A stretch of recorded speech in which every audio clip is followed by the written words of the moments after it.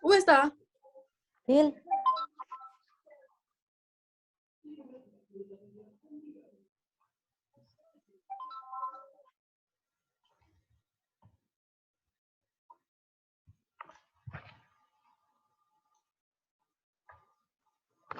Assalamualaikum warahmatullahi wabarakatuh. Perkenalkan, kami dari kelompok 1 akan mempresentasikan hasil diskusi kami tentang partisipasi masyarakat dalam pembangunan desa di Desa Wangkal, Kecamatan Krembung, Kabupaten Sidoarjo. Yang mana pada penelitian ini kami mengambil studi kasus pada kantor Kepala Desa Wangkal, Kecamatan Krembung, Kabupaten Sidoarjo.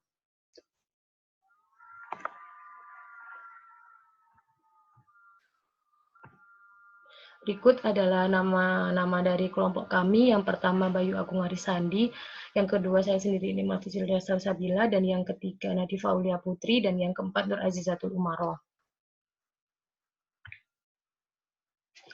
Bab 1 pendahuluan. Latar belakang dari penelitian ini adalah Indonesia merupakan negara yang memiliki cita-cita sebagaimana yang tertuang dalam pembukaan Undang-Undang 1945, yakni untuk melindungi segenap bangsa Indonesia dan seluruh tumpah darah Indonesia, dan untuk memajukan kesejahteraan umum, mencerdaskan kehidupan bangsa, dan ikut melaksanakan ketitipan dunia yang berdasarkan perdamaian abadi dan keadilan sosial.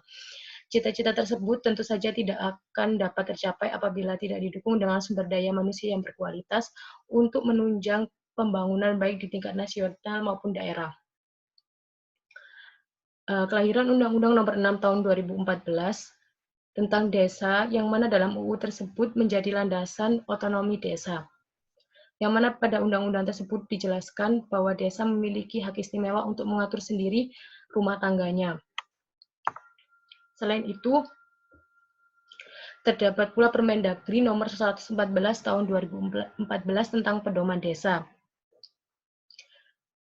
Dalam pembangunan desa ini, partisipasi masyarakat sangat diperlukan sebab dalam Permendagri Nomor 114 Tahun 2014 disebutkan bahwa pembangunan di desa dilakukan oleh pemerintah desa dengan melibatkan seluruh masyarakat.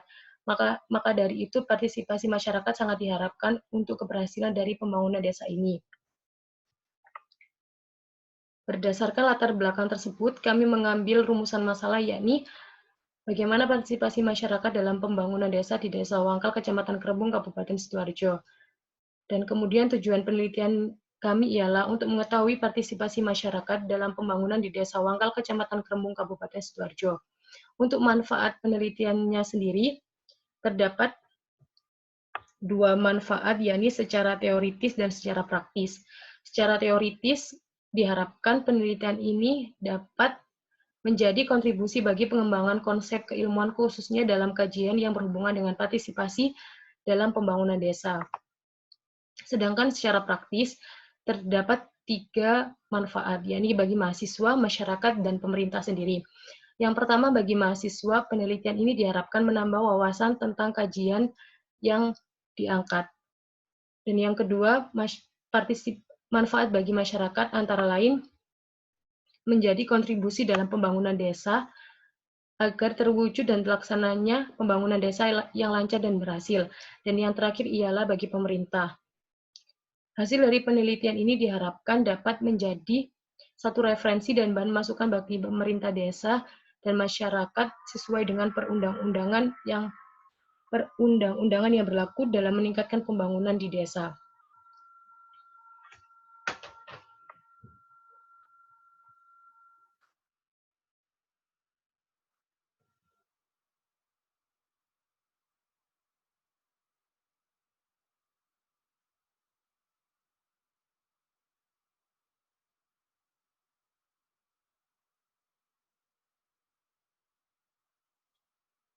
Bab 2, kajian pustaka. Kajian pustaka terdahulu. Adapun penelitian yang telah dilakukan mengenai partisipasi masyarakat dalam pembangunan desa di Desa Wangkal, Kecamatan Krembung, Kabupaten Sidoarjo. Sebelumnya antara lain, Ibran S. Partisipasi masyarakat dalam pembangunan di Desa Larepako, Kecamatan Layak, Kabupaten Konaris Selatan, tahun 2018. Nah, penelitian ini memiliki tujuan untuk mengetahui bagaimana tingkat partisipasi masyarakat dalam pembangunan desa yang ada di Desa Larepako, Kecamatan Laya, Kabupaten Konawe Selatan. Nah, jenis penelitian ini adalah penelitian deskriptif kualitatif. Pengumpulan data dalam penelitian ini ialah melalui wawancara, kuesioner, dan dokumentasi. Berdasarkan penelitian ini, didapatkan hasil bahwa partisipasi masyarakat pada pembangunan desa di Desa Larepako, Kecamatan Laya, Kabupaten Konawe Selatan termasuk dalam golongan cukup baik atau tinggi.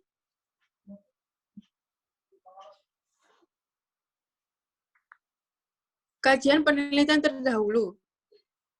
Ibran S. Partisipasi masyarakat dalam pembangunan di Desa Larepako, Kecamatan Laya, Kabupaten Konawe Selatan tahun 2018.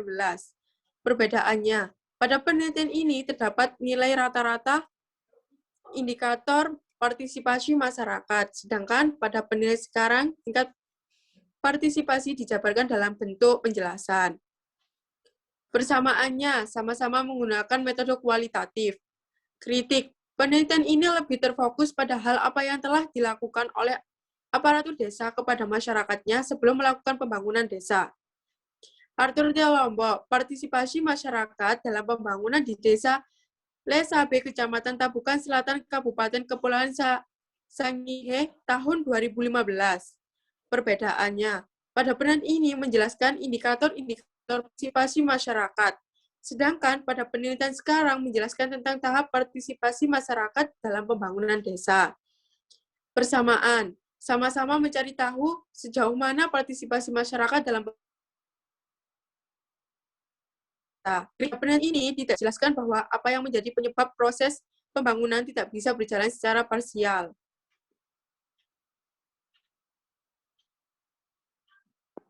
Landasan teori, partisipasi. Menurut Madhe Pidarta dalam Siti Irene Astuti tahun 2009, partisipasi adalah pelibatan seseorang atau beberapa orang dalam suatu kegiatan. Nah, keterlibatan dapat berupa keterlibatan mental dan emosi serta fisik dalam menggunakan segala kemampuan yang dimilikinya dalam segala kegiatan yang dilaksanakan mendukung pencapaian tujuan dan tanggung jawab atas segala keterlibatan. Partisipasi masyarakat.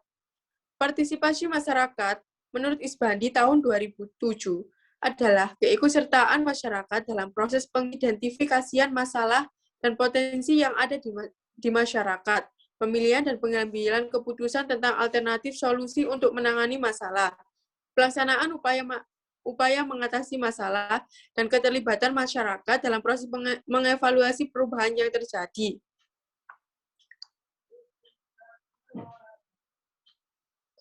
Prinsip-prinsip partisipasi. Adapun prinsip-prinsip partisipasi tersebut sebagaimana tertuang dalam panduan pelaksanaan pendekatan partisipatif yang disusun oleh Departemen for International Development. 1. Cakupan.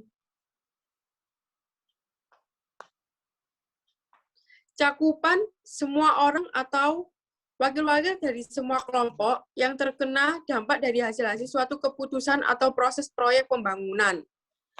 2. Kesetaraan dan kemitraan. Pada dasarnya, setiap orang mempunyai keterampilan, kemampuan, dan prakarsa, serta mempunyai hak untuk menggunakan prakarsa tersebut dalam setiap proses guna membangun dialog tanpa memperhitungkan jenjang dan struktur masing-masing pihak. 3. Transparansi. Transparansi, semua pihak harus dapat menumbuh kembangkan komunikasi dan iklim berkomunikasi terbuka dan kondusif sehingga menimbulkan dialog. Macam-macam partisipasi. Ada beberapa macam partisipasi yang dikemukakan oleh ahli menurut Sundariningrum Sugiyah 2010. Mengklarifikasikan partisipasi menjadi 2 berdasarkan cara keterlibatannya, yaitu 1. Partisipasi langsung. Partisipasi yang terjadi apabila individu menampilkan kegiatan tertentu dalam proses partisipasi. Partisipasi ini terjadi apabila setiap orang dapat mengajukan pandangan, membahas pokok permasalahan, mengajukan keberatan terhadap keinginan orang lain, atau terhadap ucapannya. 2. Partisipasi tidak langsung.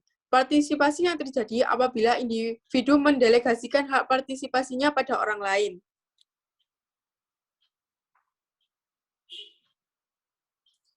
Alur kerangka konseptual. Pemerintah desa pada saat ini dapat mengatur rumah tangganya sendiri sebagaimana yang tertuang dalam Undang-Undang Nomor 6 Tahun 2014 tentang Desa. Dalam pembangunan desa diperlukan partisipasi dari masyarakat sebab partisipasi dapat memperluas kawasan penerimaan proyek pembangunan. Sehingga dalam proses penelitian ini, partisipasi masyarakat dalam pembangunan desa di Desa Wangkal, Kecamatan Krembung, Kabupaten Sidoarjo, dengan menggunakan tahap partisipasi masyarakat dalam pembangunan menurut Adi dalam Mustari tahun 2011.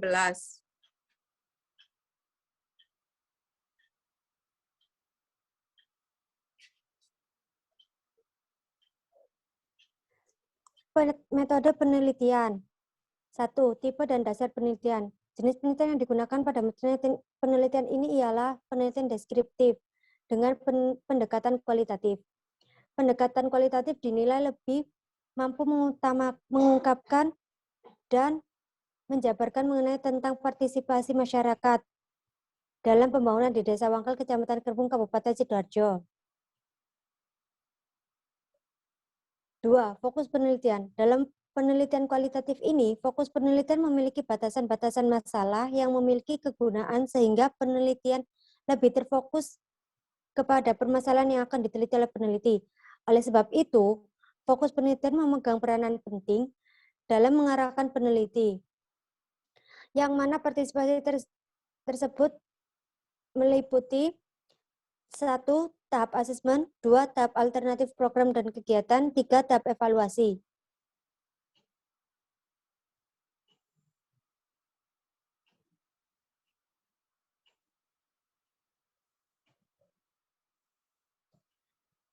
Tiga, lokasi penelitian. Lokasi pada penelitian ini dilakukan di kantor Kepala Desa Wangkal, Kecamatan Kerbung, Kabupaten Sidoarjo. Lokasi ini dipilih sebagai lokasi penelitian sebab kantor Kepala Desa Wangkal, Kecamatan Kerbung, Kabupaten Sidoarjo memiliki tugas pokok serta tanggung jawab terhadap pembangunan desa di Desa Wangkal. 4. Teknik penentuan informan. Informan penelitian adalah orang-orang yang dapat memberikan informasi kepada peneliti terkait dengan penelitian tersebut. Peneliti menggunakan informan yang dianggap mampu memberikan informasi dan memahami serta membantu dalam penelitian ini. 5. Teknik pengumpulan data. Teknik pengumpulan data yang digunakan dalam penelitian ini adalah 1. Teknik wawancara atau interview, 2. Teknik observasi atau pengamatan, 3. Teknik dokumentasi. 6. Sumber data. Menurut Sugiono, tahun 2013, data dapat dibedakan berdasarkan sumbernya, yakni diantaranya 1. Data primer, 2. Data sekunder. 7. Teknik penganalisisan data. Rangkaian cara dalam proses analisis data kualitatif ada 3 diantaranya yaitu 1. Reduksi data, 2. Penyajian data, dan yang ketiga yaitu penarikan kesimpulan dan verifikasi. 8. Alur berpikir penelitian. Identifikasi masalah dalam penelitian ini ialah di kantor Kepala Desa Wangkal, Kecamatan Kerbung, Kabupaten Sidoarjo. Dilihat dari banyaknya rencana pembangunan yang ada di Desa Wangkal ini dan nantinya akan berdampak bagi warga Desa Wangkal, maka pentingnya partisipasi dari masyarakat desa sebagai bentuk keuntungan desa, di mana desa beruntung memiliki warga yang kompak dalam pembangunan desa dengan tujuan-tujuan bersama.